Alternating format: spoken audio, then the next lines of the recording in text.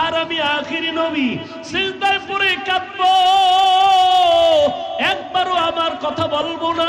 আমি বারবার আমার আল্লাহকে বলবো, আল্লাহ আমার গুনাহগার উম্মতের বাঁচাও, আমার উম্মতের বাঁচাও, একজনও যেন জাহান্নামের আগুনে না যায়। আমার উম্মত যদি জাহান্নামের আগুনে যায় আমি জান্নাতে যাব না। নবীর কান্না দেখিয়া আমার আল্লাহ বলবে, নবী কাঁদিয়েন না, মাথা উঁচু করেন, আপনার উম্মতগুলো বাছাই করে করে জান্নাতের দিকে নিয়ে যান। আম্মা জান বলেন, নবীজি ওই কোটি কোটি কোটি মানুষের ভেতরে আপনার উম্মত আপনি চিনবেন কি করে?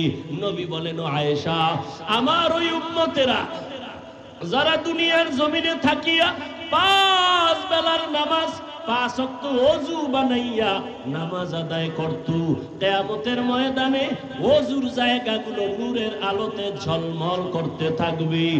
আমি দেখিয়া দেখিয়া উম্মত ধরে জান্নাতের দিকে নিয়ে যাব। প্রথমে আমি কাউসারের কিনারায় নিয়া আমি নিজে নবী উম্মতের লাইনে দাঁড় করাইয়া আমার হাতে পেয়ালায় আমি নিজে দিয়া দিয়া আমার কলিজার উম্মতের এক পেয়ালা হাউজে কাউসারের পানি পান করাবো। একবার যারা পানি পান করবে কখনো তাদের আর পিপাসা লাগবে না।